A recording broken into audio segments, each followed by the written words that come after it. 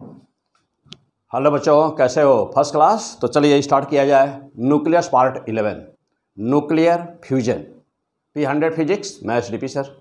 तो उम्मीद करता हूँ कि इससे पीछे के जो भी लेक्चर्स हैं, आप न्यूक्लियस के सारे लेक्चर्स आप अच्छी तरह से पढ़ चुके होंगे। अब लास्ट हम लोग का थ्योरेटिकल पॉइंट है न्यूक्लियर फ्यूजन। तो right the heading nuclear fusion. Nuclear fusion. तो पहला पॉइंट यह है कि हम लोग का कि न्यूक्लियर फ्यूजन होता क्या है। What do mean by the nuclear fusion? तो न्यूक्लियर फ्यूजन यानी कि नाभिकीय विखंडन। तो नाभिकीय विखंडन आप पढ़ चुके हैं अच्छी तरह से, फर्स्ट क्लास पढ़ चुके हैं। वहाँ से रिलेटेड सारी बातें जो भी न्यूमेरिकल में हम लोगों को जरूरत पड़ेगी वो सारी बातें आप नाभिकीय विखंडन यानी कि न्यूक्लियर फ्यूजन में पढ़ चुके थे। अब हम लोग का टॉपिक है न्यूक्लियर फ्यूजन क्या होता है, हिंदी में क्या बोलते हैं इसको। तो न्यूक्लियर फ्यूजन को फ्यूज करना यानी आपस में मिलाना, इसको कहते हैं नाभिकीय संलयन। क्या बोलते हैं इसको? नाभिकीय संलयन बोलते हैं। तो इंग्लिश में कहते हैं इसको न्यूक्लियर फ्यूजन और हिंदी में कहते हैं नाभिकीय संलयन। संलयन का मतलब कि आपस में चीज़ों को मिलाना। क्लियर? चलिए, तो पहली लाइन लिख दीजिए कि यह है क्या, इसका डिफिनीशन यदि आपको देना हो तो आप क्या देंगे। तो when two are more nuclei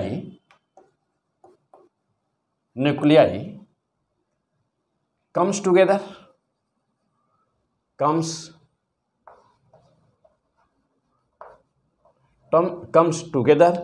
and fused। जब कभी भी दो या दो से अधिक लाइट न्यूक्लियाई, तो when two are more nuclei, when two are more ना लाइट, यहाँ एक शब्द और भी जोड़ दीजिएगा, लाइट यानी हल्का, लाइट न्यूक्लियाई। तो जब कभी भी दो या दो से अधिक लाइट न्यूक्लियाई यानी हल्के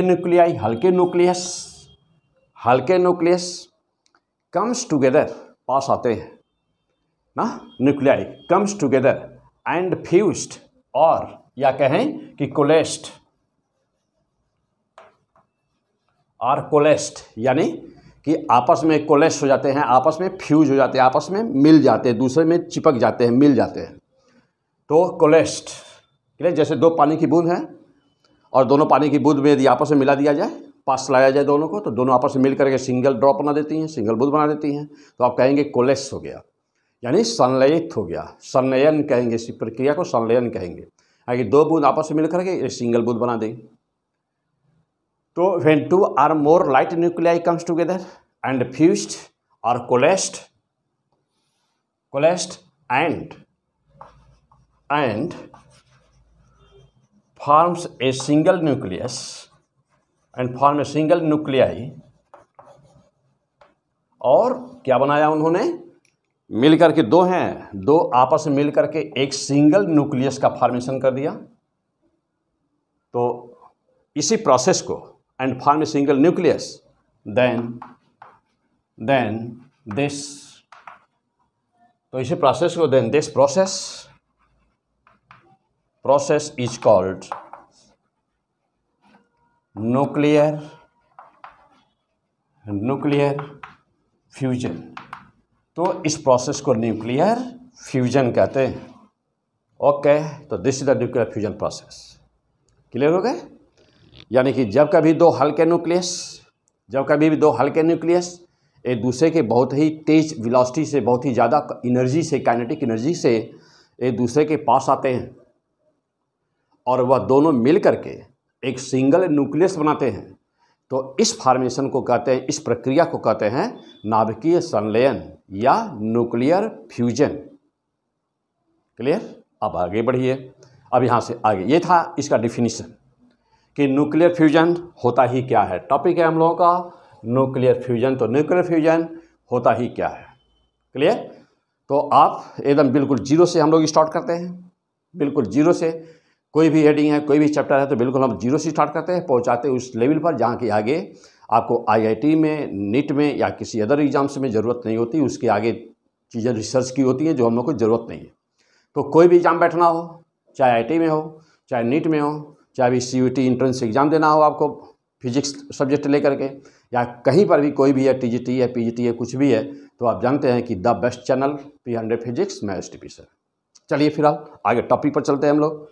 तो ये तो था डिफिनीशन कि ये होता क्या है। हाँ, अब इसमें डिफ़िकल्टीज़ क्या हैं, इसमें प्रॉब्लम क्या है, इसको और किस नाम से जानते हैं, ये सारी बातें हम लोग डिस्कस करने जा रहे हैं।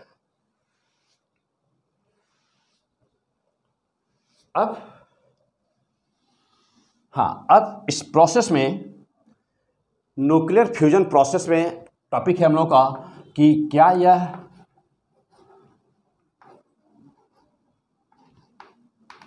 ओके, तो this process is the most difficult process. This process is most difficult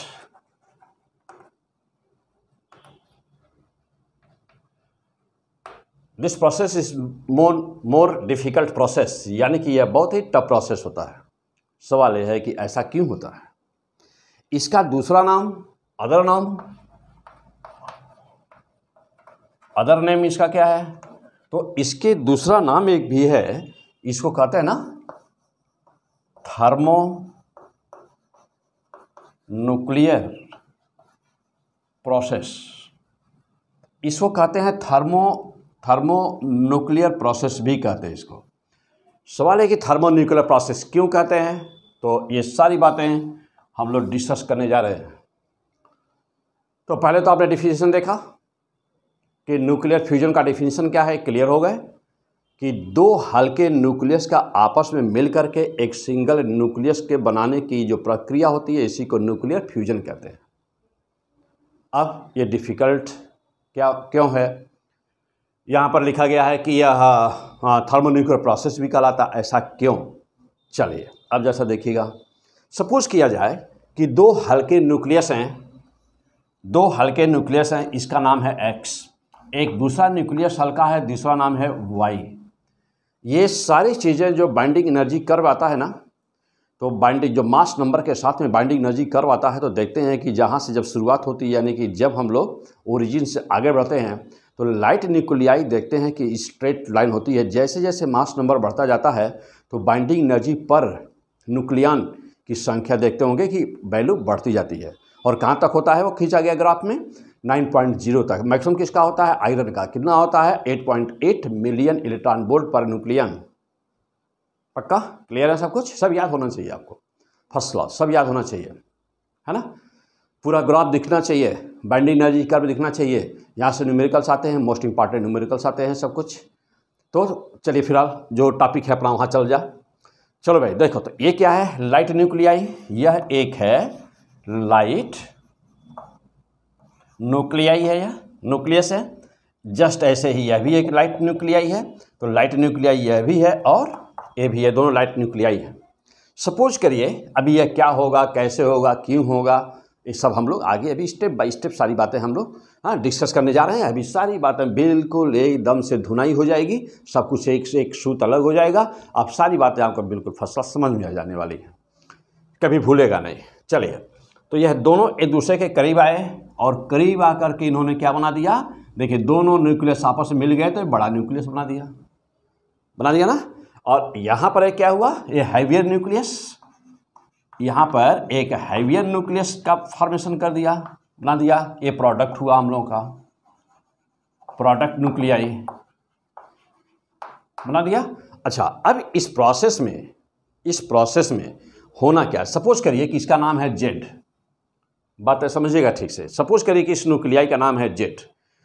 तो हुआ क्या, यदि देखा जाए होना क्या चाहिए था, होना ही चाहिए था कि जो भी इसका मास हो, सपोज करिए कि इसका मास है mx, जो भी इसका मास हो, सपोज करिए इसका मास है my, तो यह होना कितना चाहिए था, ये होना चाहिए था हर हाल में जब दोनों हम मिलाए हैं तो होना चाहिए था mz के बराबर होना चाहिए था ना। लेकिन जब देखते हैं हम एक्सपेरिमेंटली, जब हम देखते हैं तो कभी भी यह इक्वेशन को फॉलो नहीं करता, यह इसको कभी भी फॉलो, दोनों बराबर नहीं होते। यह जो न्यूक्लियस बना हुआ है, न्यूक्लियाई बना हुआ है mz, इसका मान हम जब देखते हैं एक्सपेरिमेंटल रिजल्ट क्या आता है, तो यह सम दोनों का ज़्यादा होता है, इस ज़्यादा होता है और एक कम हो जाता है। मीन्स कि ये ज़्यादा है और ये कम हो जाता है। तो अब ये करने का सेंस क्या हुआ?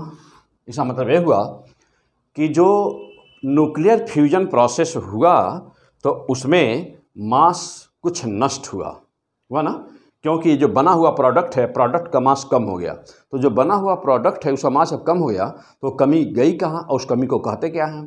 तो कमी गई कहाँ, तो कहते हैं कि डेल्टा एम, इसी को जो कमी हुई ना, जो मास में डिफरेंस आया ना यहाँ पर, तो उसी को कहते हैं डेल्टा एम। मीन्स क्या पढ़े हैं पीछे, क्या? Mass defect.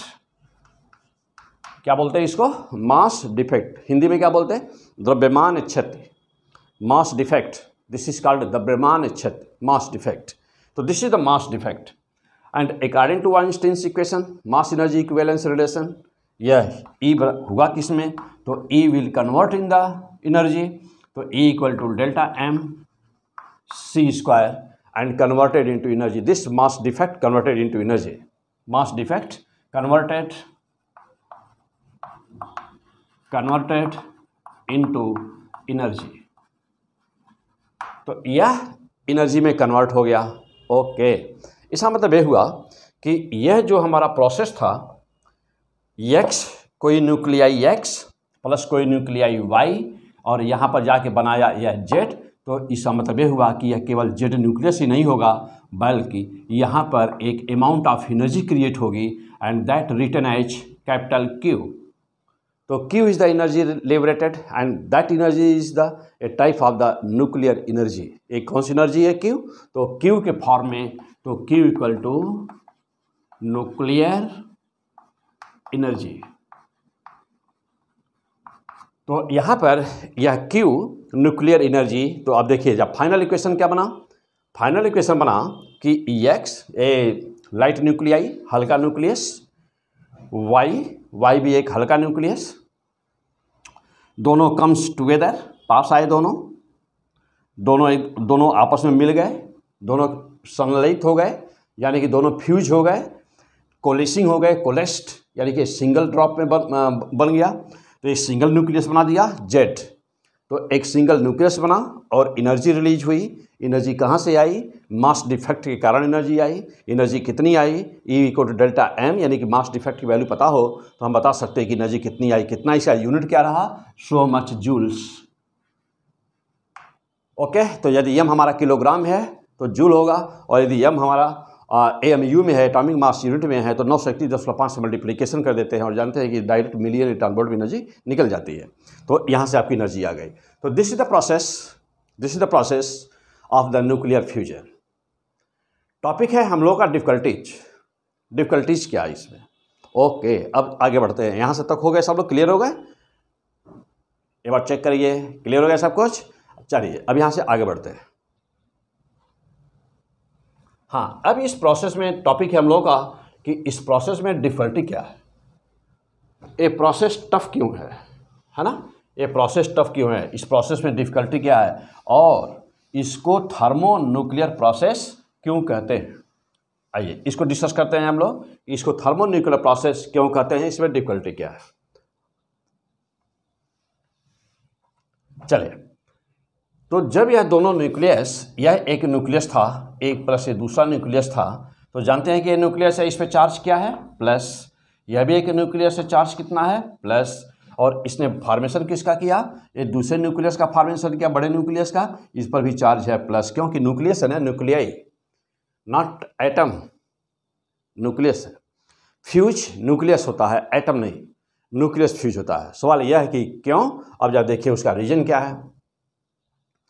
न्यूक्लियर फ्यूजन का प्रोसेस जानते हैं कि यहाँ पर न्यूक्लियस में पॉजिटिव चार्ज है, यहाँ पर भी पॉजिटिव चार्ज है, तो दोनों पॉजिटिव चार्ज के कारण इन दोनों के बीच में आपस में ये दोनों क्या कर रहे हैं? आपस में दोनों एक दूसरे को रिपेल कर रहे हैं। रिपल्सिव फोर्स लग रहा है इस पर, इन दोनों पर एक रिपल्सिव फोर्स लगा हुआ है, रिपल्सिव फोर्स लगा हुआ है दोनों पर। तो चूंकि दोनों पर रिपल्सिव फोर्स लगा हुआ है, दोनों पर रिपल्सिव फोर्स लगा हुआ है, तो दोनों को आपस में मिलाना, यानी कि दोनों को आपस में फ्यूज कराना, this is a very difficult process, यानी कि बहुत ही डिफ़िकल्ट टारगेट है दोनों को आपस में मिलाना। यह हम देखते हैं कि दो न्यूक्लियस अब एक दूसरे के फ्यूज कराने के लिए कम से कम कितनी काइनेटिक एनर्जी देनी होगी। तो इसको फ्यूज कराने के लिए बहुत ही अधिक काइनेटिक एनर्जी देनी होगी। कितनी देनी होगी? जितना फोर्स यहाँ पे लग रहा है, माइंड हियर, जितना फोर्स यहाँ पे लगा हुआ है F, तो इतनी एनर्जी हमको देनी होगी कि इसके पास काइनेटिक एनर्जी इतनी ज़्यादा हो जाए कि दोनों इसको काउंटर बैलेंस कर दें या निगलेक्ट कर दें और आपस में दूसरे की तरफ मूव करना शुरू कर दें। तो आपस में दूसरे की तरफ मूव करना शुरू कर दें यानी कि फ्यूज होना शुरू कर दें। तो जब ये दोनों एक दूसरे के पास आएंगे तो दोनों दूसरे के पास लाना है, एक दूसरे से कंबाइन कराना है एक दूसरे को, और यहाँ पर एक सिंगल न्यूक्लियस का फॉर्मेशन कराना है कि नहीं। तो ये हमारा प्रोडक्ट एक सिंगल न्यूक्लियस का फॉर्मेशन कराना है। इसके लिए इसकी एनर्जी कितनी चाहिए? अब यहाँ पे दो बातें हैं।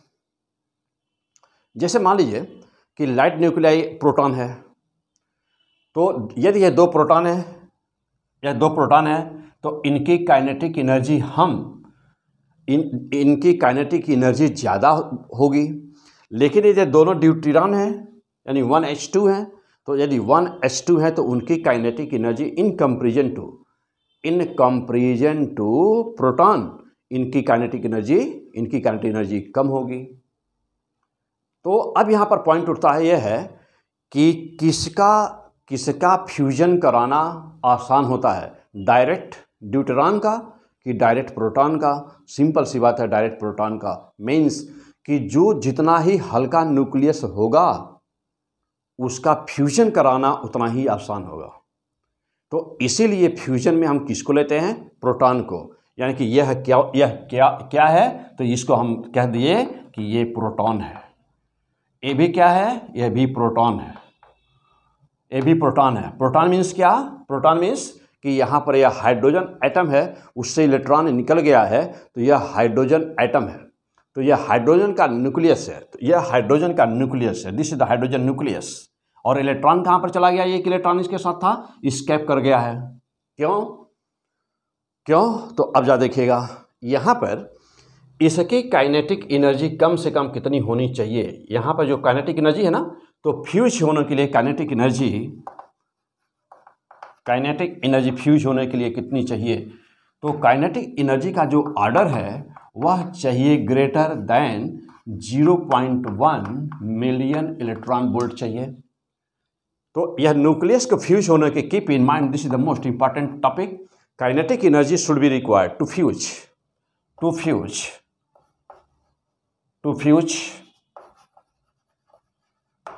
Kinetic energy should be greater than so much 0.1 million electron volt से ज़्यादा चाहिए।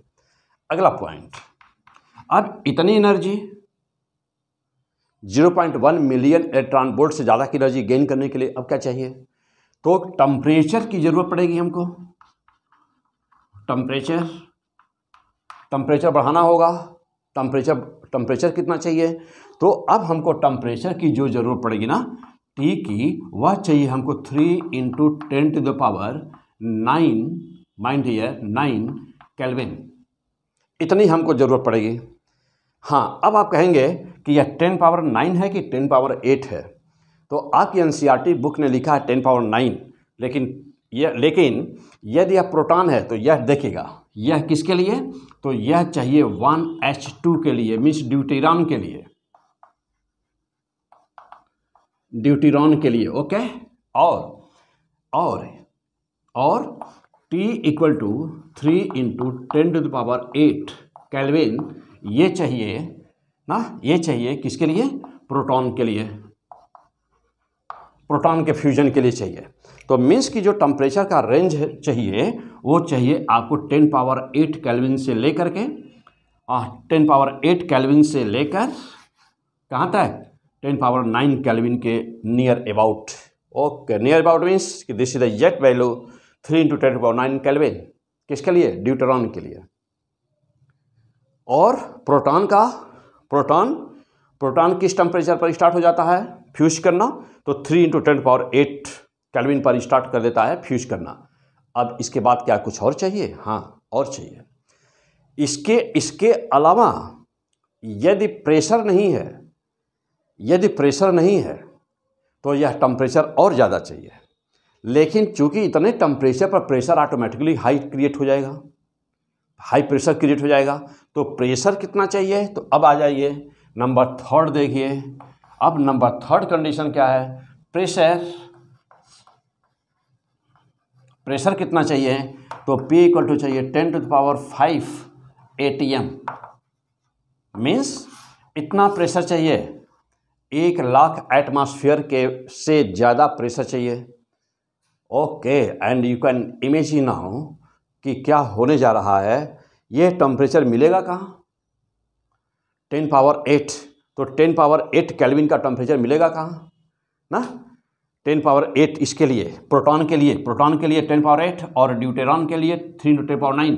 तो यह टेम्परेचर नाउ द क्वेश्चन कि ये मिलेगा कहाँ, है ना?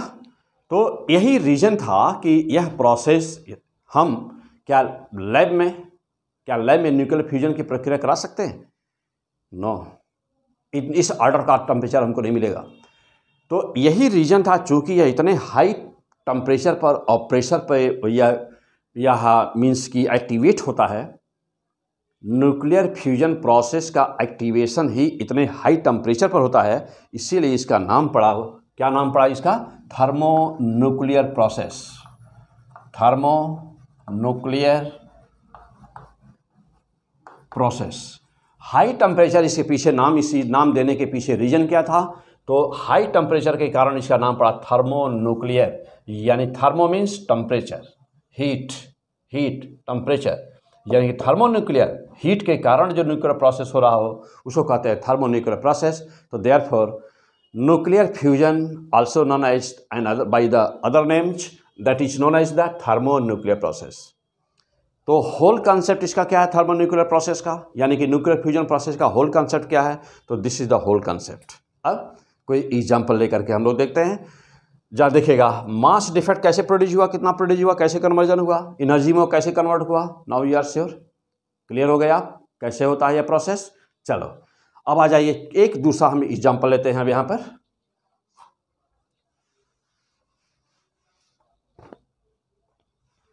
हाँ आइए अब कोई एग्जाम्पल लिया जाए। तो यहाँ पर हम एग्जाम्पल लेते हैं। एग्जाम्पल हम लोगों का ड्यूटेरॉन का एग्जाम्पल लेते हैं। तो देखिए 1H2 plus 1H2 equal to, ये बनाता क्या है? वन, देखिए फ्यूजन प्रोसेस 1H3 यानी tritium, 1H3 tritium plus 1H1 एक प्रोटॉन रिलीज होता है और प्लस एनर्जी कितनी क्रिएट होती है? तो ये सब हटा दिया जाएगा।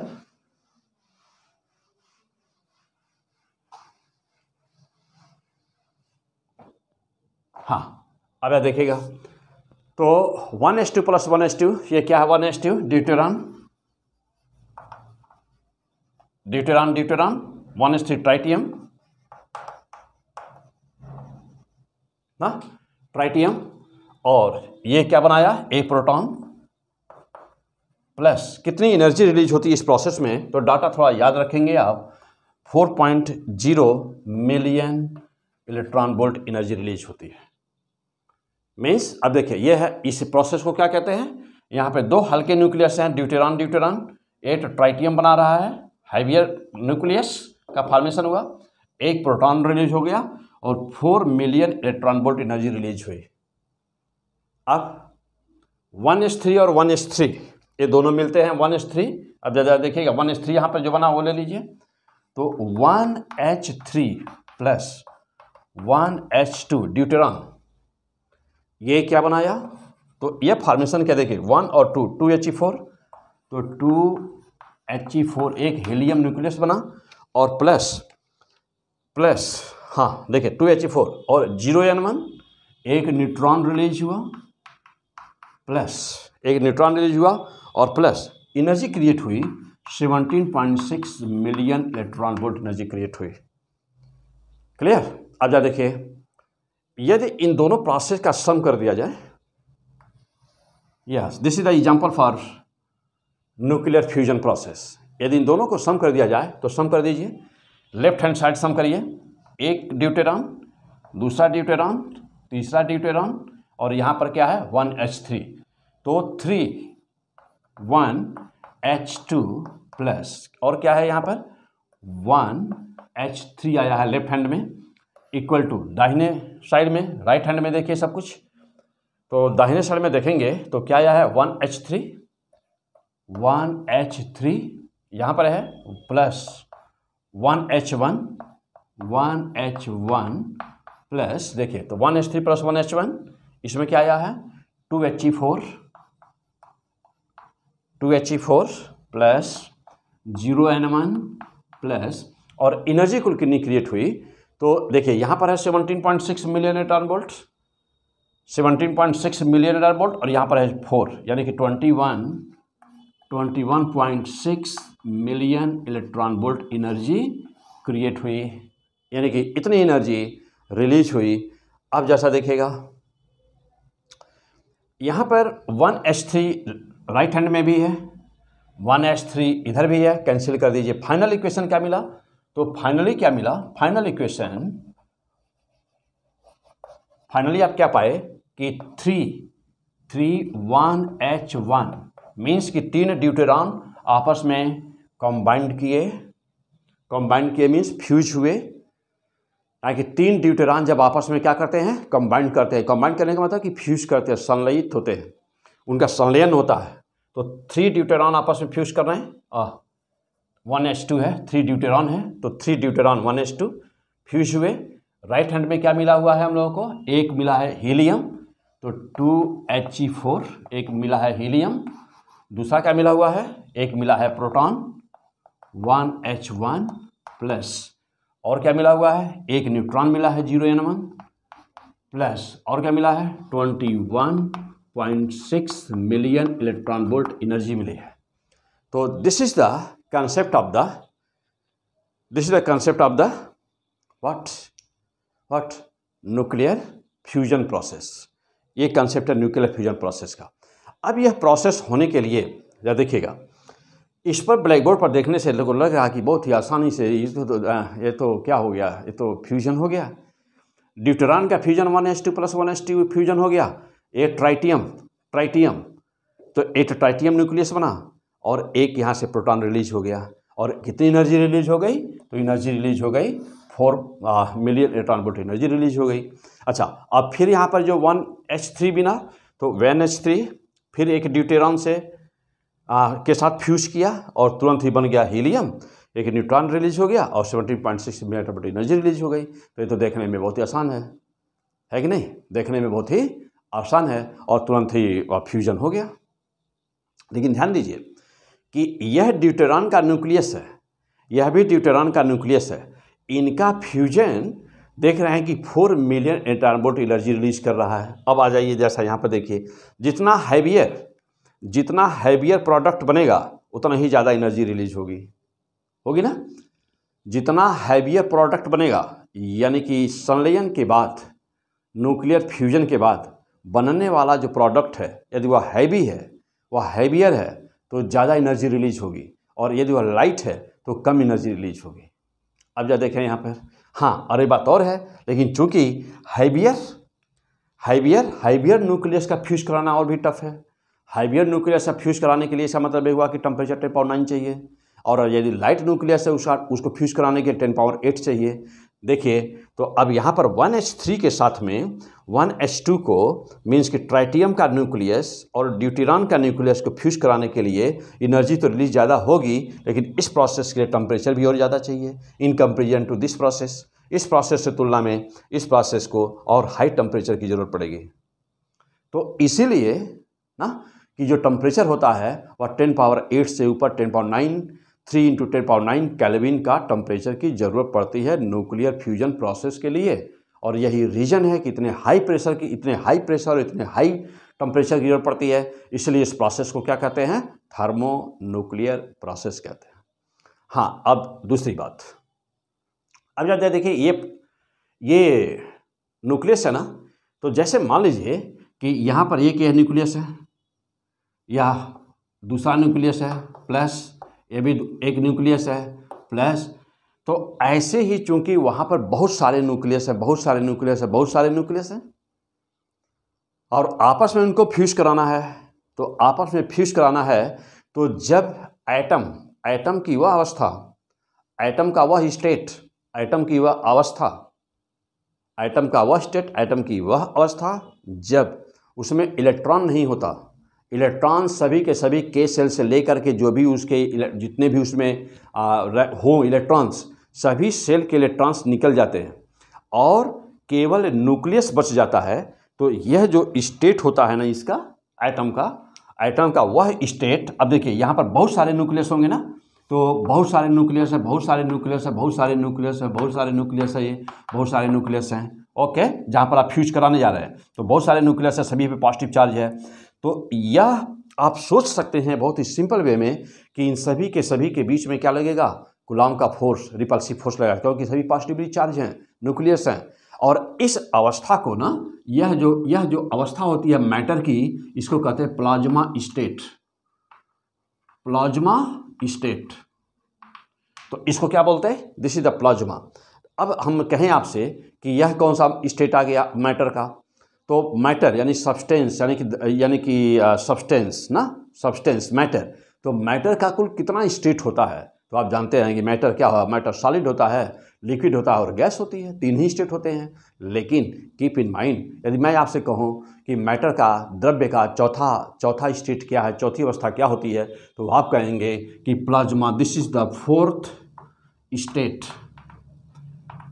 तो this is the fourth state of the matter, यानी कि यह द्रव्य की यानी कि मैटर की यह चौथी अवस्था होती है, जिसे कहते हैं प्लाज्मा स्टेट।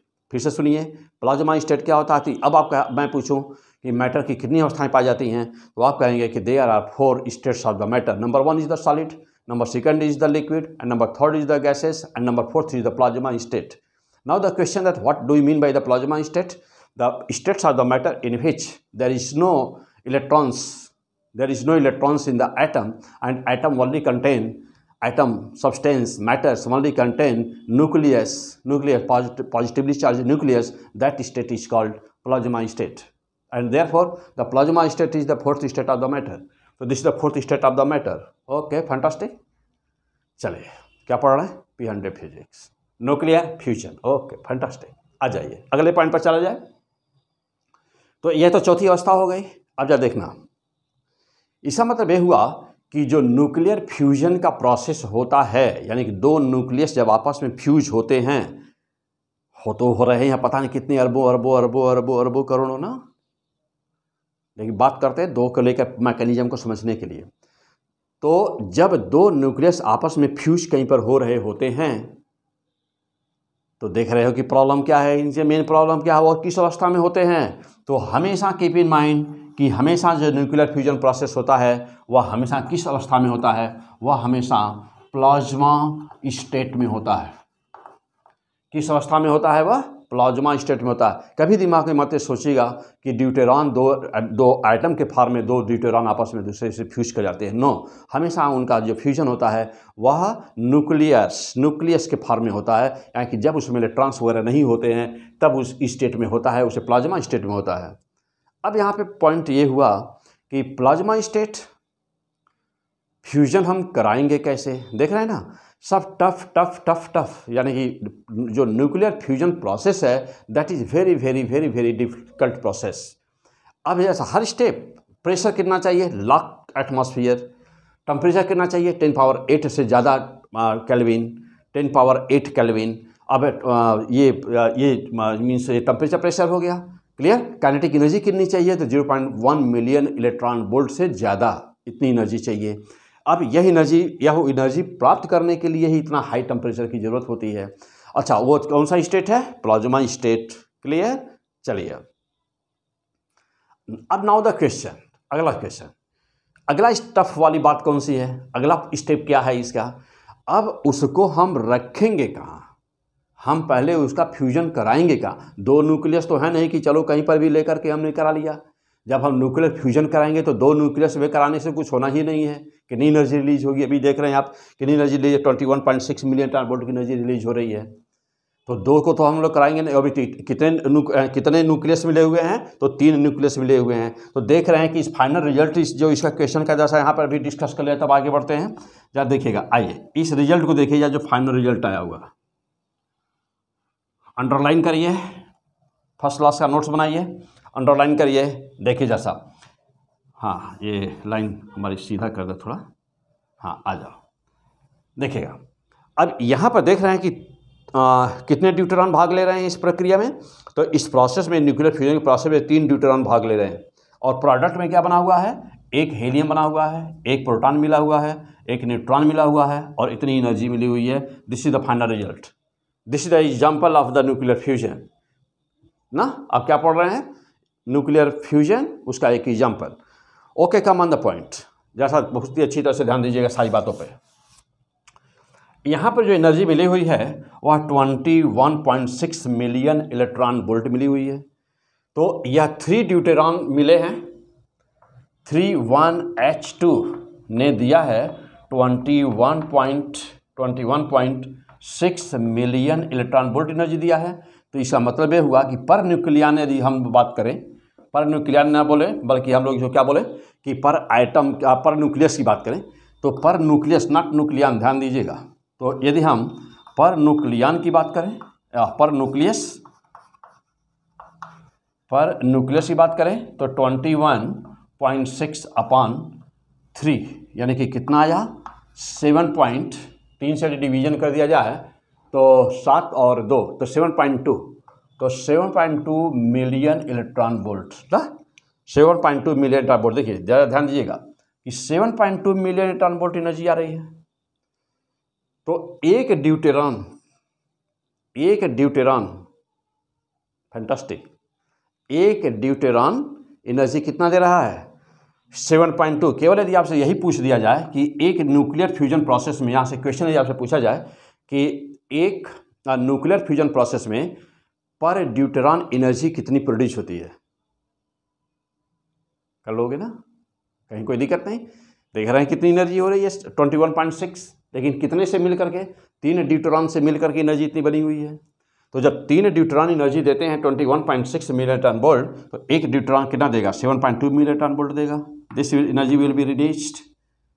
लेकिन आप जानते हैं, पीछे पढ़े हुए हैं क्या, कि न्यूक्लियर फ्यूजन प्रोसेस पढ़े हुए थे। अब आइए थोड़ा सा यहाँ पर, हाँ ये ऊपर वाली लाइन को अब हटा दूँ, कुछ बातें समझानी है, तो चलिए आ जाइए देखिए। लेकिन अब आप जानते हैं कि जो न्यूक्लियर फ्यूजन था, तो न्यूक्लियर फ्यूजन प्रोसेस में क्या, न्यूक्लियर फ्यूजन में in nuclear fusion 200 million electron volt पर यूरेनियम 235 न्यूक्लियस था ना।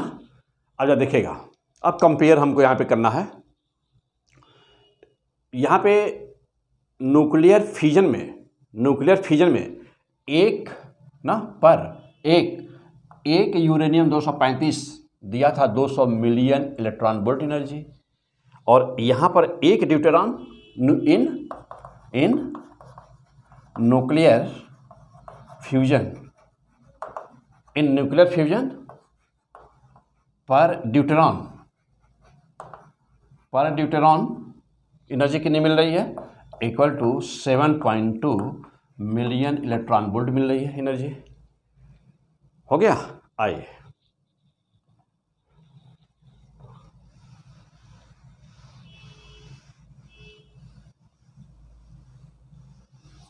हाँ, अब है हमारा क्वेश्चन यहाँ पर।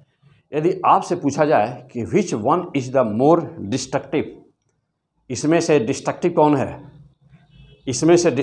है, सबसे ज़्यादा डिस्ट्रक्टिव आपको कौन दिखाई दे रहा है, यह 200 मिलियन टन वोल्ट है। और एक देखिए न्यूक्लियर फ्यूजन में, तो न्यूक्लियर यानी कि नाभिकीय विखंडन, न्यूक्लियर फ्यूजन में एक यूरेनियम 235 का न्यूक्लियस देता है 200 मिलियन इलेक्ट्रॉन वोल्ट एनर्जी। और न्यूक्लियर फ्यूजन में एक ड्यूटेरियम देता है, एक ड्यूटेरियम मीन्स क्या, 1H2। तो यह कितना देता है? 7.2 मिलियन इलेक्ट्रॉन वोल्ट एनर्जी देता है। अब ये बताइए कि कौन ज़्यादा डिस्ट्रक्टिव है, न्यूक्लियर फ्यूजन कि न्यूक्लियर फ्यूजन? बेशक आप हो सकता है आंसर सोच रहे हो कि ये होगा न्यूक्लियर फ्यूजन, नहीं, अभी ऐसा सोच रहे हैं तो गलत सोच रहे हैं, ऐसा सोच रहे हैं तो गलत सोच रहे हैं। सवाल है क्यों गलत सोच रहे हैं? आइए दिखाऊं। यहाँ पर यह देखिएगा, अब यहाँ पे आ जाइए, यहाँ पे देखिएगा, यह 235 ग्राम है। इसका मतलब ये हुआ कि 235 ग्राम ना, 235 ग्राम यूरेनियम 235 ना गिव्स कितना? 200 मिलियन इलेक्ट्रॉन वोल्ट हुआ ना। अब हम आ जाएं ग्राम पे, चलते 1 ग्राम की बात करते हैं। तो 1 ग्राम कितना देगा? तो 1 ग्राम देगा 200 मिलियन इलेक्ट्रॉन वोल्ट बटे कितना? 235। ओके, अब आ जाइए, जैसा इसको देखिएगा। हाँ,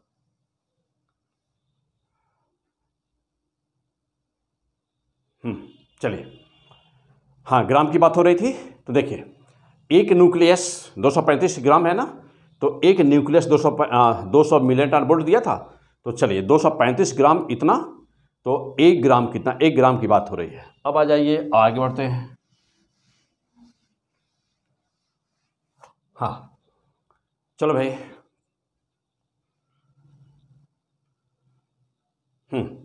अब देखिएगा, अब हम लोग यदि इसको ले लें ड्यूटेरियम को, तो अब यहाँ पे देखिए 2 ग्राम है ना, तो 2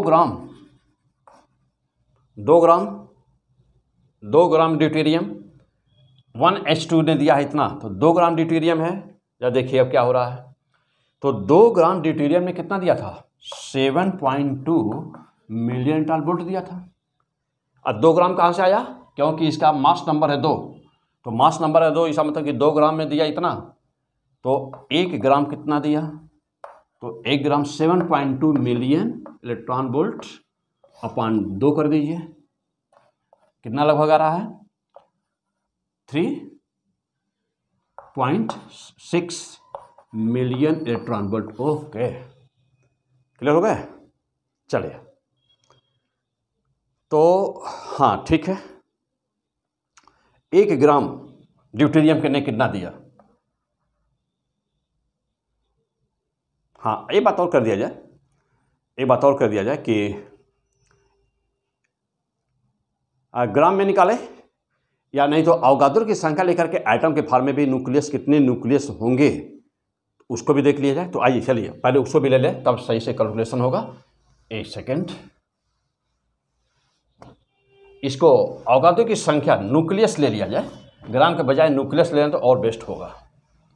ठीक है, चलिए हम कंपैरिजन कर रहे हैं दोनों में एनर्जी के लेवल का। आइए, हाँ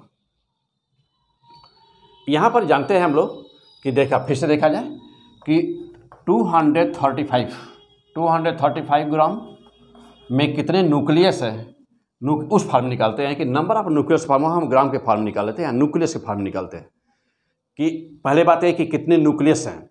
तो देखिए, तो यह 235 ग्राम है ना, 235 ग्राम, या एक काम करते हैं कि 200 मिलियन इलेक्ट्रॉन वोल्ट पर न्यूक्लियस पर तो निकला ही हुआ है। हाँ छोड़िए, निकालने की जरूरत है, ये तो हम लोग ऑलरेडी पहले ही निकाले हुए हैं ना, इसको हम लोग ऑलरेडी पहले ही निकाले हुए हैं, कैलकुलेट किए हुए हैं।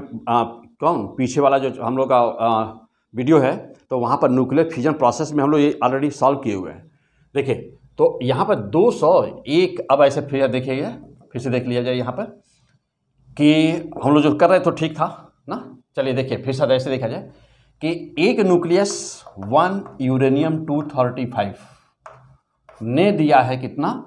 200 मिलियन इलेक्ट्रॉन वोल्ट एनर्जी दिया है। ठीक, फर्स्ट क्लास। अब जब देखिएगा, एक ही यूरेनियम है या 235 का, 235 ग्राम, ये तो अलग चीज़ हो गई, जब हमको जो उसकी ज़रूरत ही नहीं है। समझने के लिए देखिए, तो एक यूरेनियम 235 नहीं है, 200 दिया हुआ है, और यहाँ पर 3 मिल करके दिया है कितना, 21.6 मिलियन इलेक्ट्रॉन वोल्ट दिया है। तो एक 1H2 ने कितना दिया है, तो ये आया था हम लोग का 3 से डिवाइड कर दिया था 7.2 आया था, तो 7.2 मिलियन इलेक्ट्रॉन वोल्ट आया था। अब जा देखिए, हाँ कंपेयर यहीं से हो जाएगा, आगे जाने की जरूरत नहीं है। देखिएगा, यह एक यूरेनियम का न्यूक्लियस और यह एक ड्यूटेरॉन, यह दे रहा है 7.2 और ये दे रहा है कितना, यह दे रहा है 200 मिलियन इलेक्ट्रॉन वोल्ट। देखने से लग रहा है कि यह ज़्यादा दे रहा है, लेकिन ऐसा नहीं है। हाँ बिल्कुल ऐसा नहीं है। अब सब कहेंगे कि क्यों ऐसा नहीं है, फिर वही ग्राम वाला आएगी ये बात। तो एक 235 ग्राम, यानी कि 235 ग्राम में इतना मिला हुआ है ना, 235 ग्राम में इतना मिला हुआ है। इसका मतलब कि 1 ग्राम जब करेंगे तो 235 से इसमें डिवीजन करेंगे तो 200 बटा 235 हो जाएगा। और 200 बटा 235 होने का मतलब क्या हुआ कि वह 1 से भी कम हो गया। अब यहाँ पे देखिए, यहाँ पर 2 है, तो यदि हम 2 से डिवीजन करें, जो भी हम लोड निकाले थे, तो 2 से डिवीजन करें तो यह 3.6 आया, यानी कि यहाँ पर ये 2 ग्राम है, तो 1 ग्राम में कितना मिला, तो 1 ग्राम में हम लोग देख रहे हैं कि 7.2 मिलियन इलेक्ट्रॉन वोल्ट बटा 2 मीन्स कितना, 3.6 मिलियन इलेक्ट्रॉन वोल्ट। ओके, और यहाँ पर क्या मिल रहा है, देखिए यहाँ पर क्या मिल रहा है, 1 ग्राम में कितना मिलेगा, तो 200 बटा 235 मीन्स लेस देन 1, 1 से कम मिला। ओके, तो डिफरेंस आप देख लिया, डिफरेंस क्लियर हो गया। तो यहाँ पर इसका ना, इससे लगभग कितना ज़्यादा है देख रहे हैं, तो यह 1 से भी कम है, यानी कि लगभग हमारे समझ से यह कम से कम 5 से 6 गुना ज़्यादा है, मीन्स निकालना पड़ेगा। तो ओके, एक बार फिर से देख लिया जाए यह एनर्जी का कंसेप्ट क्या है। तो एनर्जी का कंसेप्ट ये हुआ कि देखने से लगता है कि न्यूक्लियर फ्यूजन में एक यूरेनियम 235-200 मिलियन वोल्ट देता है तो ज़्यादा दे रहा है, लेकिन ऐसा नहीं है, ऐसा नहीं है ना, चूँकि यह हल्का है। ऐसे समझ जाइए कि यह हल्का है, कौन, ड्यूटेरियम और या हाइड्रोजन, ये हल्का है, लाइट न्यूक्लियस है। तो लाइट न्यूक्लियस है तो इनकी संख्या 1 ग्राम में ज़्यादा होगी, और यह हैवी न्यूक्लियस है तो इसकी संख्या कम होगी। तो संख्या चूँकि इसकी ज़्यादा है, तो इसलिए यह 1 ग्राम यदि 1 ग्राम यूरेनियम लिया जाए और 1 ग्राम यूरेनियम लें और 1 ग्राम हम लोग ड्यूटेरियम लें, तो ड्यूटेरॉन की जो एनर्जी न्यूक्लियर फ्यूजन होगा उसमें एनर्जी ज़्यादा क्रिएट होगी। तो मोर डिस्ट्रक्टिव कौन हुआ, तो आप कहेंगे कि मोर डिस्ट्रक्टिव, ज़्यादा एनर्जी किस में क्रिएट होती है, ज़्यादा एनर्जी क्रिएट होती है किस में, तो ज़्यादा एनर्जी क्रिएट होती है न्यूक्लियर फ्यूजन में, in comparison to the nuclear fusion. चलिए, अब ये था टॉपिक एनर्जी का कंपेयर। अगला पॉइंट आइए, यहाँ हम एनर्जी को कंपेयर कर रहे थे, है ना। अब अगले पॉइंट पे चलते हैं। देखिए, अब पॉइंट हम लोग का यह है कि यहाँ पर एक डायग्राम बना हुआ है जिसको हम लोग कहते हैं कि 4th state of the plasma, means the fourth state of the matter, and that is called the plasma state, that is called plasma state. तो ये प्लाज्मा स्टेट, ओके। अब इस प्लाज्मा स्टेट में जब हम न्यूक्लियर फ्यूजन का process कराएंगे तो पहले पॉसिबल कैसे होगा कि सभी पॉजिटिवली चार्ज जो न्यूक्लियस हैं, चाहे वह ड्यूटेरॉन के हैं या चाहे वह हाइड्रोजन के हैं, यानी हाइड्रोजन के न्यूक्लियस मीन्स प्रोटॉन है, तो ये प्रोटॉन है, तो प्रोटॉन को हम आपस में एक दूसरे से फ्यूज कैसे कराएंगे, क्योंकि आपस में रिपल्सिव फोर्स लग रहा, पहले ही बता चुके हैं। तो अब वहाँ टेम्परेचर कितना दोगा, नाउ यू आर श्योर कि temperature should be of the order of 10 to the power 8 to 10 power 9 Kelvin, and the pressure should be more than 1 lakh atmospheric pressure. तो अच्छा, काइनेटिक एनर्जी कितनी, 0.1 मिलियन इलेक्ट्रॉन वोल्ट से ज़्यादा। तो यह सारे conditions में हम इसको कहाँ पर रखते हैं, कैसे रखते हैं, क्या ऐसा कोई सब्सटेंस है, ऐसा कोई मेटल है, या ऐसा कोई पॉट या कोई ऐसा बर्तन बनाया जा सकता है कि जिसमें रख करके हम इसको फ्यूज करा दें। नो, नहीं। तो फिर हम इसको कैसे फ्यूजन का प्रोसेस कैसे कराते हैं? तो फ्यूजन का प्रोसेस कराने के लिए करते क्या हैं हम कि यहाँ पर पहली बात ये हुआ उतना टेम्परेचर क्रिएट करना होता है। तो सभी ड्यूटेरॉन के न्यूक्लियस या हाइड्रोजन के न्यूक्लियस ना सभी के सेंट्रल पॉइंट पर सेंटर पर एक न्यूक्लियर फ्यूजन प्रोसेस कराते हैं। सबसे पहले न्यूक्लियर फ्यूजन प्रोसेस कराते हैं सेंटर पर। तो न्यूक्लियर फ्यूजन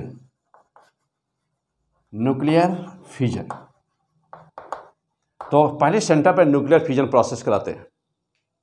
जब हमको कराना होता है लैब में, तब क्या करते हैं?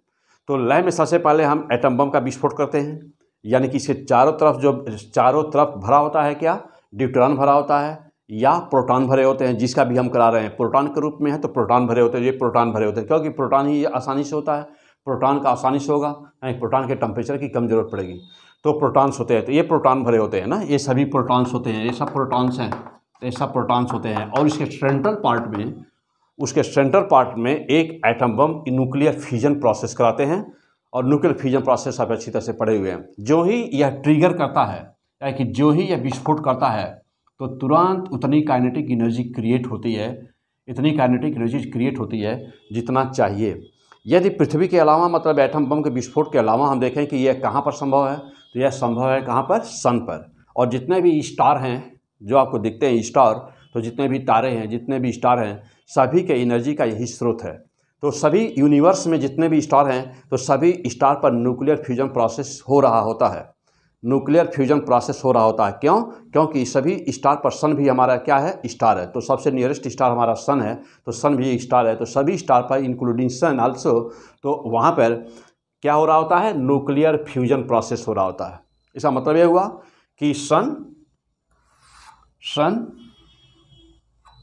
तो सन का जो कोर पार्ट है, यहाँ का टेम्परेचर कितना है? तो सन के कोर पार्ट का टेम्परेचर है 1.5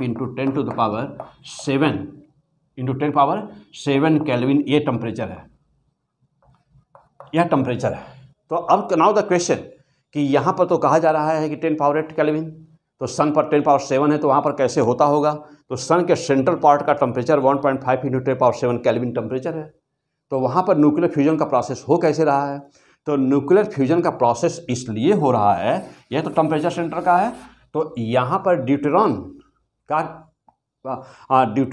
का फ्यूजन नहीं हो रहा है, यहाँ पर प्रोटॉन का फ्यूजन हो रहा है। तो यहाँ पर जो फ्यूजन का हो रहा है ना, 1H1 + 1H1, यहाँ पर प्रोटॉन का फ्यूजन हो रहा है, 1H1 + 1H1, इसका फ्यूजन हो रहा है। कैसे हो रहा है अभी हम लेने जा रहे हैं। अब जैसा देखिएगा, तो यहाँ पर टॉपिक है हम लोगों का कौन सा? अब ये टॉपिक हो गया हम लोगों का energy option.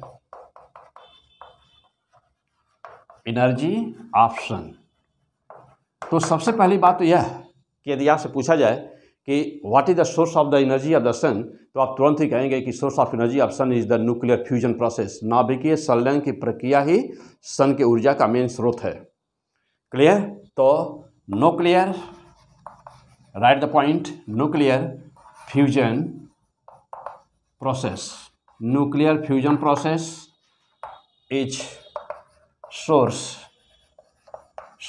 of stellar energy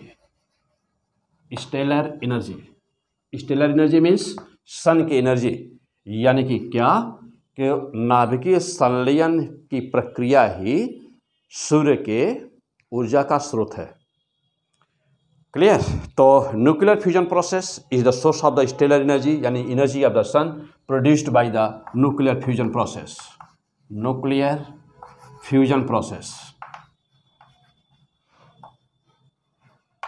अब जहाँ से देखिए, अब बात रही कि यहाँ पर हमारे दो टॉपिक है। पहले मैं यहाँ पे थोड़ा सा बात कर रहा था, तो आइए मैं पहले इसको पूरा कर दूँगा, फिर चलता हूँ सन पर।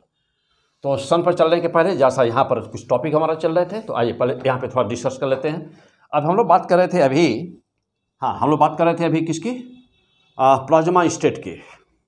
अब जैसा ये बताइए कि यदि न्यूक्लियर फ्यूजन प्रोसेस कराना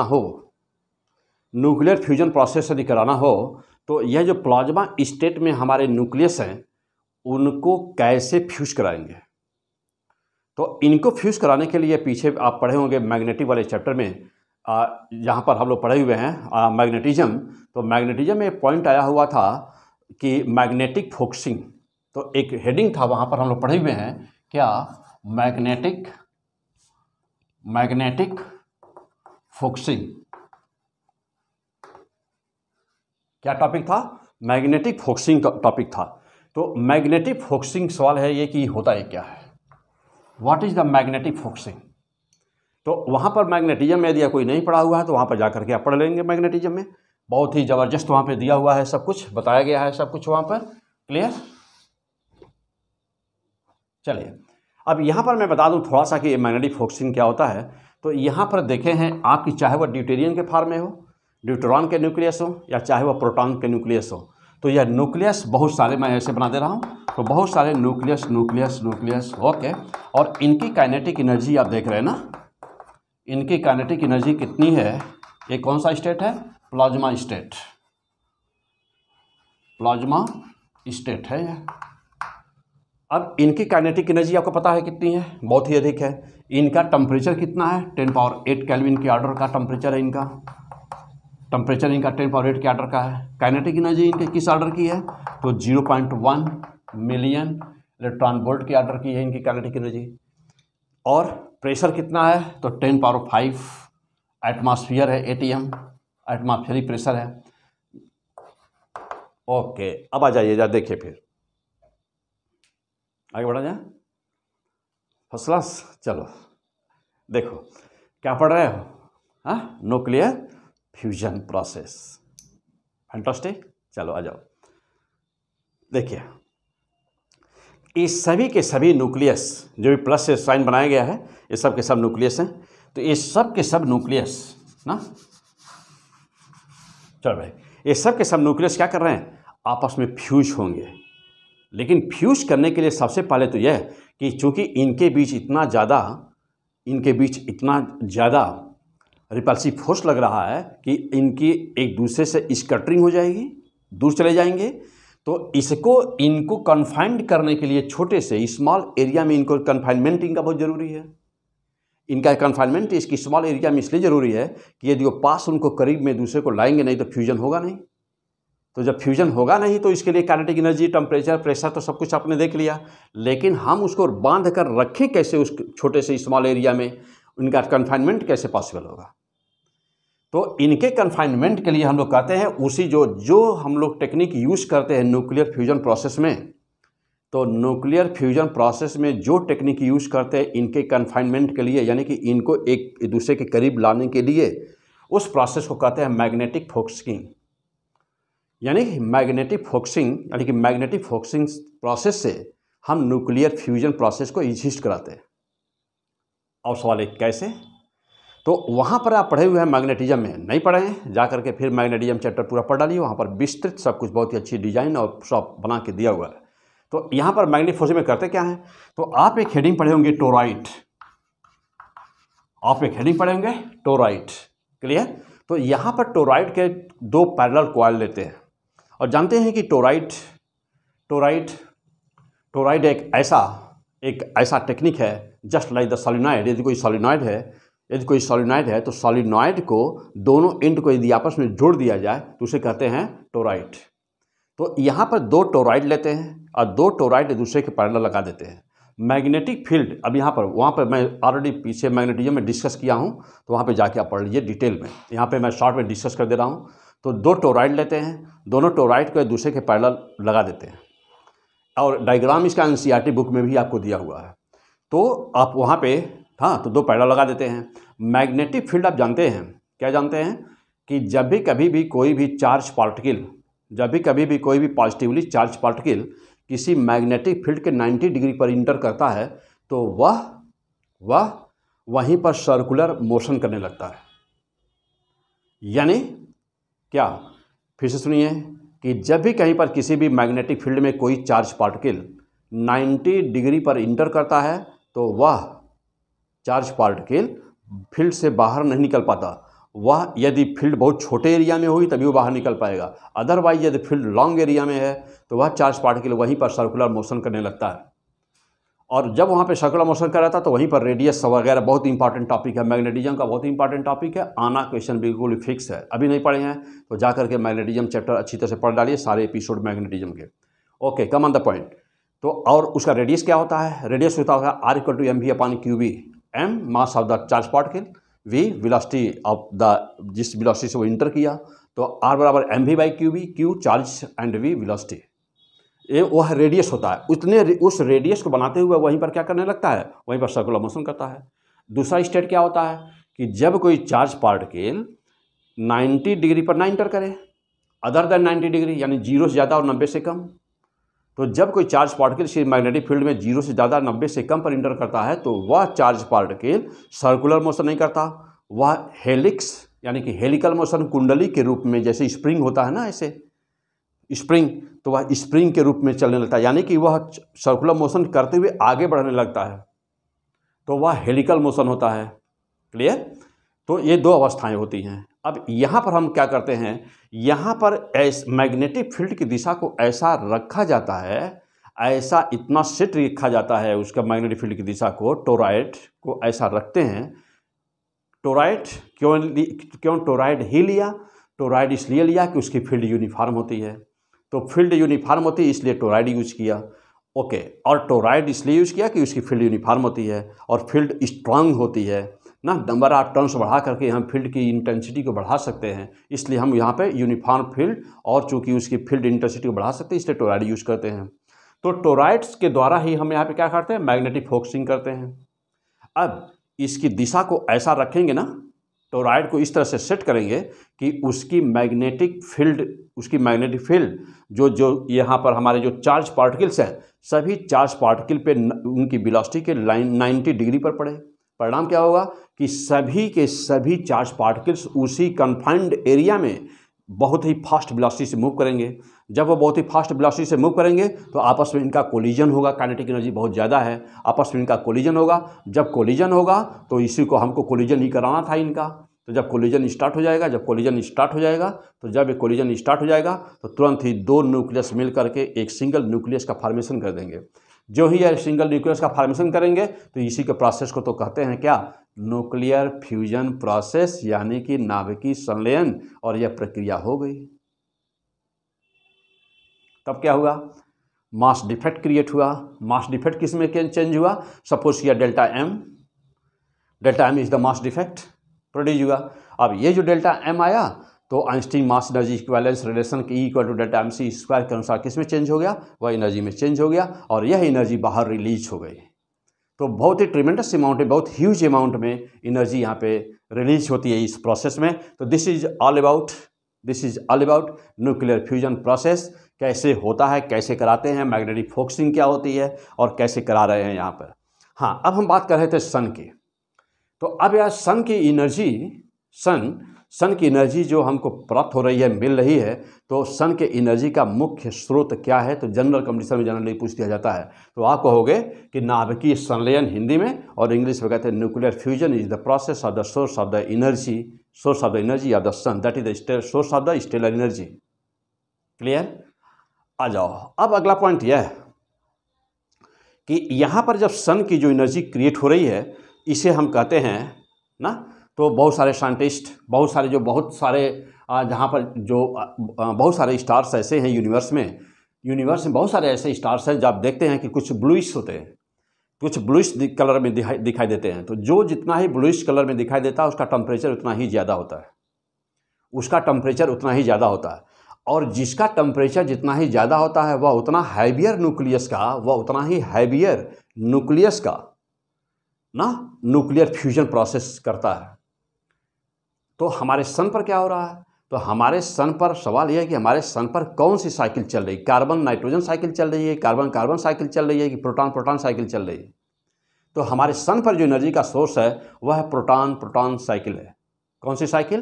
प्रोटॉन प्रोटॉन साइकिल। यानी कि यहाँ पर न्यूक्लियर फ्यूजन प्रोसेस किसके द्वारा स्टार्ट होता है? तो यह प्रोटॉन प्रोटॉन साइकिल्स होता है। प्रोटॉन क्या करता है? प्रोटॉन पहले शुरुआत ही किसी भी जनरेशन की जो शुरुआत होती है फ्यूजन की, तो वह प्रोटॉन्स होती है। तो प्रोटॉन प्रोटॉन मिलकर के क्या बनाते हैं? ड्यूटेरॉन का फॉर्मेशन करते हैं। मैं अभी इक्वेशन लिख रहा हूँ। तो प्रोटॉन प्रोटॉन क्या करते हैं, वो ड्यूटेरॉन का फॉर्मेशन करते हैं। ड्यूटेरॉन और प्रोटॉन मिल करके क्या करता है, ट्राइटियम का फॉर्मेशन करता है। फिर ट्राइटियम, दो ट्राइटियम मॉलिक्यूल्स मिल जाते हैं आपस में, यानी न्यूक्लियस, दो ट्राइटियम न्यूक्लियस आपस में मिलते हैं और वह हीलियम का फॉर्मेशन करते हैं और एनर्जी रिलीज करते हैं। तो अब एक, इसका मतलब ये हुआ कि अप्रॉक्स 4, तो 4 प्रोटॉन मिल करके एक हीलियम का फॉर्मेशन करते हैं। और यह हीलियम का फॉर्मेशन, यानी कि यह इस हीलियम का फॉर्मेशन, तो हीलियम डिपोजिशन होता रहता है, हीलियम वहाँ डिपॉजिट हो रहा होता है। यानी कि just like this is the by product, helium is the by product on the after the nuclear fusion process on the sun. तो सन की कोर पे प्रोसेस एग्जिस्ट कर रहा है। Okay, and now the point कि यह helium का क्या हुआ, तो फिर ये हीलियम कहाँ गया, ये हीलियम का क्या हुआ, तो यह हीलियम सन के कोर पर यह इकट्ठा होते जा रहा है। और हीलियम जानते हैं कि हीलियम कूलिंग स्टार्ट कर देता है, हैवियर प्रोसेस है, कूलिंग हैवियर है, कूलिंग इसकी स्टार्ट हो जाती है। तो जब ये कूलिंग स्टार्ट हो जाती है तो मास वहाँ पर क्या करता है, कोर पॉइंट का मास बढ़ता जा रहा है, उस कोर पॉइंट का मास बढ़ता जा रहा है। तब फिर तो जब कोर पॉइंट का मास बढ़ता जाएगा तो due to the its own gravity, यह अपने ग्रेविटी के कारण ही क्या करता है, अपने ग्रेविटी के कारण ही उसमें कॉन्ट्रैक्शन प्रोड्यूस कर देता है सन के अदर पार्ट में। तो चूँकि सन पे तो सेंट्रल पार्ट सन के अदर पार्ट को अपने तरफ कॉन्ट्रैक्ट कर रही है, अपने तरफ अट्रैक्ट कर रही है।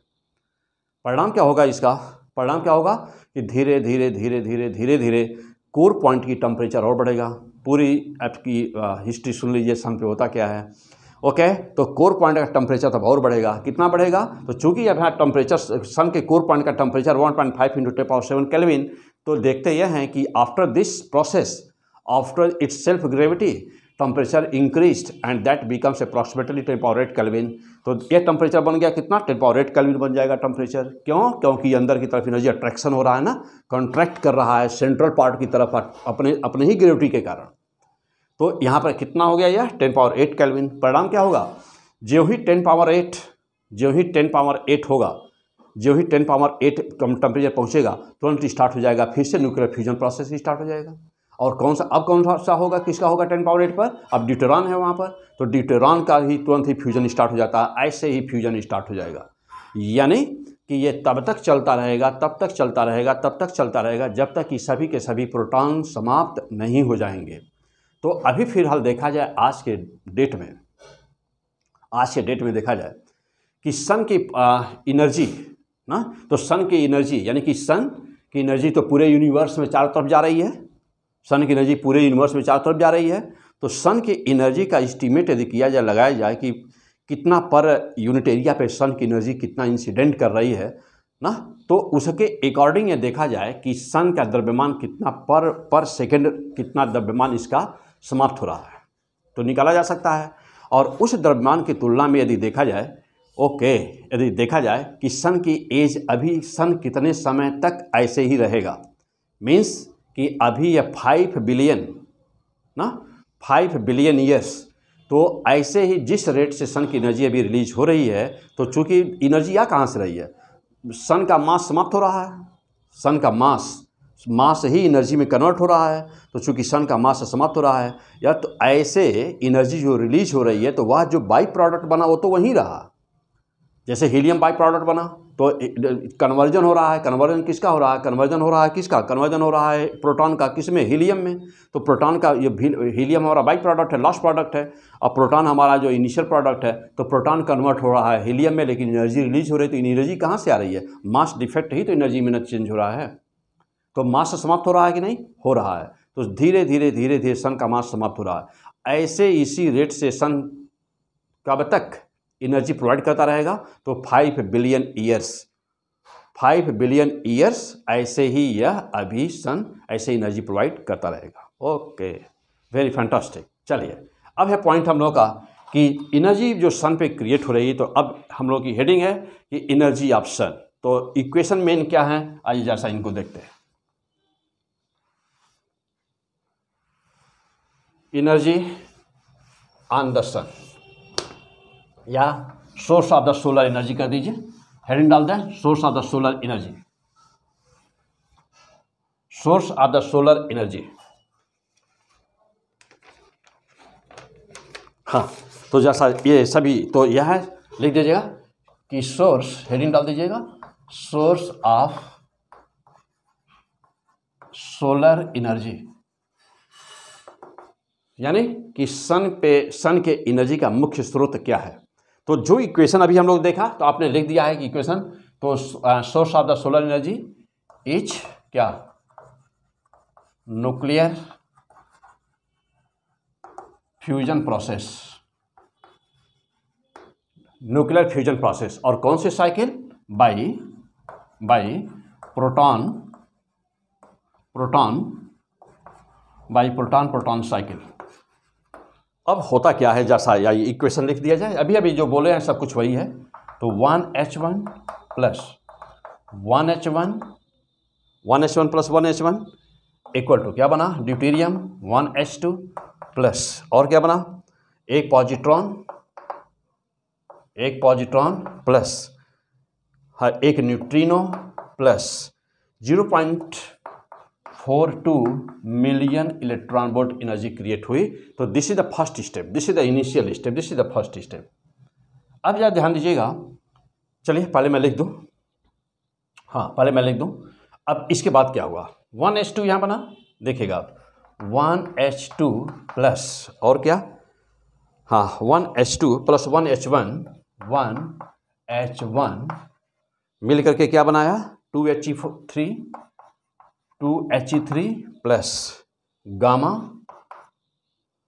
2He3 plus gamma plus 5.49 million electron volt. Okay, अब जब देखिएगा यहाँ पर जो पॉजिट्रॉन है ना, तो plus 1E0 minus 1E0 electron, यह क्या किया, इलेक्ट्रॉन के साथ जो भी उपलब्ध वहाँ पे इलेक्ट्रॉन है, तो यह पॉजिट्रॉन और इलेक्ट्रॉन मिल करके एक दूसरे को नष्ट कर देते हैं, जानते हैं। और जब नष्ट करता है तो क्या बनाता है, तो ये 2 गामा रेज निकलती, 2 फोटॉन निकलते हैं, plus 1.02 million electron volt energy. ये तो आप पढ़े हैं पीछे सब कुछ ना, ये लाइन मालूम है आपको, ये न्यूमेरिकल में करवाया हूँ पीछे। ओके, चलिए ये हुआ।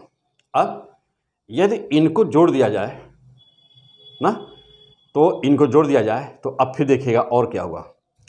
यहाँ पर आया है हीलियम का एक आइसोटोप आया है 2He3, यह 2He3 अब यहाँ मिल रहा है, देखिएगा 2He3 प्लस 2He3 ये दोनों मिलते हैं और किसका फॉर्मेशन कर रहे हैं, 2He4 प्लस, और क्या बना रहे हैं, एक प्रोटॉन रिलीज हो रहा है 1H1 प्लस, और क्या, एक प्रोटॉन और है, 2 प्रोटॉन रिलीज हुए, plus 12.86 million electron volt energy release हुई। हो गया, अब जा देखिएगा। लेकिन अब यहाँ पे 2 बातें हैं, टोटल यहाँ पर देखिएगा, ध्यान दीजिएगा, पहला स्टेप, दूसरा स्टेप, और ये तीसरा स्टेप, और ये चौथा स्टेप, है ना, कुल 4 स्टेप पे प्रोसेस हो रहा है। यह पहले 3 स्टेप आप अलग कर दीजिए,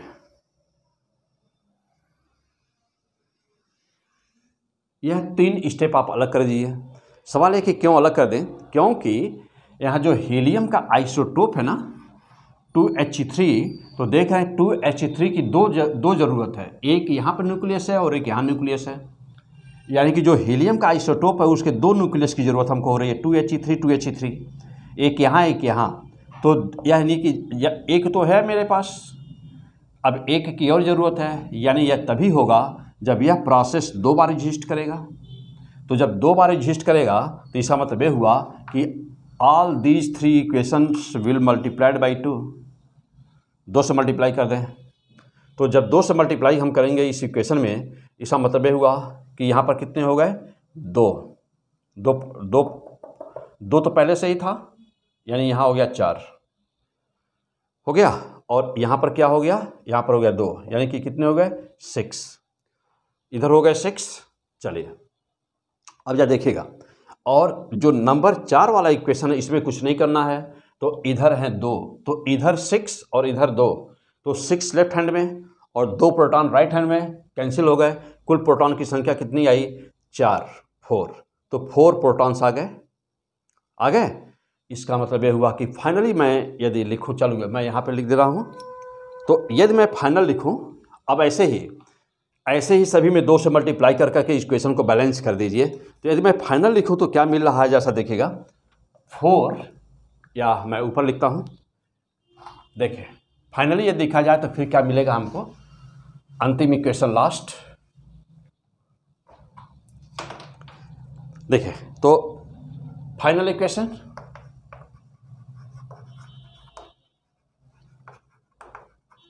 फाइनल इक्वेशन क्या मिलेगा, 4 1H1 प्लस और क्या 2 इलेक्ट्रॉन 2E, और राइट हैंड में क्या मिलेगा, 1 हीलियम 2He4 प्लस और क्या 2 न्यूट्रिनो प्लस और क्या 6 गामा प्लस और क्या 26.7 मिलियन इलेक्ट्रॉन वोल्ट एनर्जी मिलेगी। तो this is the final equation. Means देखिए अच्छी तरह से नोट करिए पॉइंट को, 2 से मल्टीप्लाई किया गया है इस पूरे इक्वेशन में, 2 से मल्टीप्लाई, इसमें भी 2 से मल्टीप्लाई, यानी कि यहाँ पर भी 2 कर दीजिए, यहाँ पर भी 2 कर दीजिए, यहाँ पर भी 2 करिए, यहाँ पर भी 2 करिए, यहाँ पर भी 2 करिए, यहाँ पर भी 2 करिए, कर दिया। चलिए फिर ऐसे ही इसमें भी यहाँ पर 2 से मल्टीप्लाई करिए, इसमें यानी कि 2 ड्यूटेरियम हो गया, यहाँ पर भी करिए यानी 2 हाइड्रोजन हो गया, यहाँ पर 2 से करिए, यहाँ पर 2 करिए, यहाँ पर 2 से मल्टीप्लाई करिए, एनर्जी में भी 2 से मल्टीप्लाई करिए, कर दिए, बना लीजिए, रफ वर्क कर लीजिए, यहाँ पर 2 से करिए, यहाँ पर 2 से करिए, 2 इलेक्ट्रॉन हो गया, यहाँ पर हो गया, और फिर इसमें भी 2 से करिए, इसमें भी 2 से मल्टीप्लाई करिए, कर दिया। अब सबको जोड़ दीजिए। अब 4 नंबर का जो इक्वेशन है ना, तो 2 से मल्टीप्लाई करने के बाद 4 नंबर में जोड़िए, सब जोड़ दिया, जो लेफ्ट हैंड में भी हो और राइट हैंड में भी उनको कैंसिल कर दीजिए। फाइनल इक्वेशन क्या मिल गया, फाइनल इक्वेशन आया 4 हाइड्रोजन 2 इलेक्ट्रॉन और यूज हुए, 4 हाइड्रोजन और 2 इलेक्ट्रॉन यूज हुए, और 1 हीलियम बना, 2 न्यूट्रिनो मिला, 6 गामा मिले, और 26.7 मिलियन इलेक्ट्रॉन वोल्ट एनर्जी मिले। फैंटास्टिक। तो ये था हम लोगों का क्या, न्यूक्लियर फ्यूजन प्रोसेस। क्लियर। चलिए अब अब यहाँ पे और क्या है, तो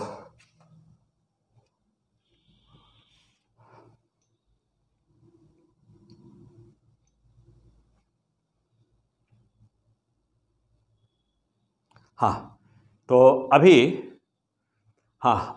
जो एज, सन की एज जैसा पॉइंट नोट कर लीजिए कि एज ऑफ सन, तो एज ऑफ सन की जो एज निर्धारित की गई है, तो वह एनर्जी के बेस पर यह निर्धारित किया गया कि कितने दिनों से ऐसे दे रहा एनर्जी, तो उसकी एज क्या होगी। तो उसकी एज है 5 × 10⁹ ईयर्स, 5 × 10⁹ ईयर्स, क्या यानी कि सन की एज कितनी है, तो 5 × 10⁹ ईयर्स। और अभी कब तक सन की एज रहेगी, तो सन की एज अभी रहेगी 5 बिलियन ईयर्स। ओके, तो this is the age of the sun on the basis of this energy calculation. Okay, चलिए तो और एक बात और कि जो अभी हमने बताया कि जब एनर्जी सन की जब वो कोलैप्स होना शुरू हो जाएगा अपनी ग्रेविटी के कारण, तो एनर्जी जब समाप्त हो जाती है जब एनर्जी, क्लियर, और जब अपने अब सेल्फ ग्रेविटी के कारण जब टेम्परेचर हाई हो जाता है उसका, तो वही सन की अवस्था, लास्ट अवस्था जो सन की होती है, उसी को कहते हैं ना रेड गेंट। क्या बोलते हैं उसी को, उसी अवस्था को कहते हैं रेड गेंट अवस्था बोलते हैं। क्लियर। ओके, चलिए अगला पॉइंट। अब जो न्यूक्लियर फ्यूजन प्रोसेस है, तो जो हमारा न्यूक्लियर फ्यूजन था, तो वह 2 तरह का था, एक था कंट्रोल और दूसरा था अनकंट्रोल्ड। तो क्या ऐसा संभव है कि जो न्यूक्लियर फ्यूजन प्रोसेस है, इसको भी कंट्रोल और अनकंट्रोल्ड जैसा जैसे वहाँ था वहाँ भी बनाया जा सकता है? No, it is not possible. It is not, still today it is not possible. अभी तक ऐसा नहीं हुआ है, यानी कि यहाँ पर न्यूक्लियर फ्यूजन में कोई भी कंट्रोल या अनकंट्रोल जैसा कुछ भी नहीं होता। यहाँ पर केवल एक बार एटम बम का सेंटर पर एटम बम का विस्फोट हुआ, चारों तरफ उसके जितने भी प्रोटॉन्स हैं या ड्यूटेरॉन हैं, वो आपस में क्या हुए, आपस में उनका आपस में उनका क्या हो गया, आपस में उनका यस फ्यूजन स्टार्ट हो गया। सब कुछ पढ़ चुके, फ्यूजन स्टार्ट हो गया और वह हैवियर न्यूक्लियस बनाते रहे, मास डिफेक्ट होता रहा, एनर्जी क्रिएट होती रही। हाँ, तो इसको कहते हैं थर्मो न्यूक्लियर प्रोसेस। अब इसका यूज कहाँ पर है, तो अब इसका अभी तक ऐसा कोई भी रिएक्टर नहीं बना है कि जहाँ पर एनर्जी का, जहाँ पर थर्मो न्यूक्लियर एनर्जी को, यानी कि थर्मो न्यूक्लियर प्रोसेस मीन्स कि न्यूक्लियर फ्यूजन प्रोसेस को एग्जिस्ट करा करके इलेक्ट्रिसिटी, बिजली का उत्पादन किया जाए। अभी नहीं बना है, बनाने की कोशिश की जा रही है, अभी बना नहीं है। तो इसका अभी फिलहाल यूज क्या है, अभी इसका यूज है हाइड्रोजन बम। क्लियर, अभी मात्र एक यूज इसका है, क्या, हाइड्रोजन बम। तो हाइड्रोजन बम को ही कहते हैं थर्मो न्यूक्लियर बम या हाइड्रोजन बम, हाइड्रोजन बम। तो अभी तक, या इसी का दूसरा नाम क्या है, हाइड्रोजन बम को ही कहते हैं थर्मो न्यूक्लियर बम। अब सवाल यह है कि कौन सा मोर डिस्ट्रक्टिव है, हाइड्रोजन बम या कि एटम बम। तो मोर डिस्ट्रक्टिव हाइड्रोजन बम यानी कि थर्मो न्यूक्लियर बम है। क्यों, इसलिए कि जहाँ पर एटम बम जहाँ समाप्त होता है वह यहाँ से काम करना शुरू करता है। अब जैसा सोचिए कि 10 पावर 8 डिग्री सेल्सियस टेम्परेचर तो चाहिए इससे स्टार्ट होने के लिए, तो यह कितना टेम्परेचर प्रोड्यूस करता होगा। ओके, इसका मतलब ये हुआ कि एटम बम की तुलना में लगभग ना 1000 टाइम्स ज़्यादा मोर डिस्ट्रक्टिव, 1000 टाइम्स मोर डिस्ट्रक्टिव है या उसकी तुलना में। क्लियर, क्योंकि जहाँ पर जिस टेम्परेचर पर समाप्त होता है एटम बम, तो हाइड्रोजन बम उस टेम्परेचर से काम करना शुरू करता है। क्लियर, तो यह 1000 times more destructive in comparison to the atom bomb. तो इसका एक ही यूज है अभी तक, हाइड्रोजन बम के रूप में इसको यूज़ करना। अभी कहीं पर भी यूज़ नहीं, एटम बम तो अभी यूज़ किया गया नागासाकी और हिरोशिमा पर, लेकिन अभी हाइड्रोजन बम को यूज नहीं किया गया। अब सवाल यह है कि इंडिया के पास क्या थर्मो न्यूक्लियर बम यानी कि हाइड्रोजन बम है या नहीं, तो इंडिया के पास है। 1998 में ही 1998 में ही इसका एक्सप्लोजन करके अटल बिहारी वाजपेयी की सरकार थी, तो उस समय इसको हाइड्रोजन बम को थर्मो न्यूक्लियर बम को टेस्ट किया जा चुका है। दोनों बम की यदि हम तुलना करें तो जानते हो कि क्रिटिकल साइज की जरूरत पड़ती है, क्रिटिकल मास की जरूरत पड़ती है एटम बम में, लेकिन यहाँ पर हाइड्रोजन बम में किसी भी क्रिटिकल साइज या क्रिटिकल मास की कोई भी ज़रूरत नहीं पड़ती। यानी कि हम कितना छोटा से छोटा बम बना सकते हैं और कितना बड़ा से बड़ा भी बम बना सकते हैं। लेकिन आप जानते हो कि हाइड्रोजन बम जब भी बनाएंगे तो उसमें पहले उसके सेंटर पर एक एटम बम होगा और तब उसके चारों तरफ क्या होगा, हाइड्रोजन बम होगा। क्लियर है, तो ये था हम लोग का प्रोसेस, क्या, न्यूक्लियर फ्यूजन प्रोसेस। अब अगला एपिसोड, तो ये था हम लोग का episode nucleus part 11। Nucleus part 11 episode number था और एपिसोड था हम लोग का, टॉपिक था हम लोग का न्यूक्लियर फ्यूजन प्रोसेस। तो जस्ट अब इसके बाद में तो लगभग अप्रॉक्सीमेटली थ्योरी, न्यूक्लियस चैप्टर की थ्योरी समाप्त हो गई है और यहाँ पर अब मोस्ट इंपॉर्टेंट न्यूमेरिकल्स रह गए हैं। तो अब जस्ट अभी आफ्टर द ब्रेक अभी हम आते हैं और फिर हम लोग लेते हैं अभी क्या, अब हम लेते हैं न्यूक्लियस के न्यूमेरिकल्स। तो न्यूमेरिकल्स बीच में 5, 6, 7 परहैप्स 5, 6, 7 एपिसोड नंबर जो न्यूक्लियस का है वो न्यूमेरिकल है। तो वे सारे न्यूमेरिकल्स मास एनर्जी इक्विवेलेंस रिलेशन पे थे और यहाँ पर और मास डिफेक्ट पर थे। अब यहाँ पर जो nuclear fusion and nuclear fission के जो न्यूमेरिकल हैं, जैसे कि पावर रिएक्टर कितना यूरेनियम चाहिए पर डे, कितना चाहिए पर सेकंड, कितना चाहिए ना। अब जैसे मान लीजिए 200 मेगावाट का कोई भी पावर रिएक्टर है तो उसको उसकी कितनी सप्लाई देनी होगी यूरेनियम 235 की। तो ऐसे न्यूमेरिकल्स को आप कैसे सॉल्व करेंगे, बहुत ही इंपॉर्टेंट टॉपिक्स हैं सारे। तो इंतजार करिए, अभी ये पार्ट 11 है, पार्ट 12 में आपसे मैं फिर मिलता हूँ अभी न्यूमेरिकल, मोस्ट इंपॉर्टेंट न्यूमेरिकल के साथ। Okay, best of luck.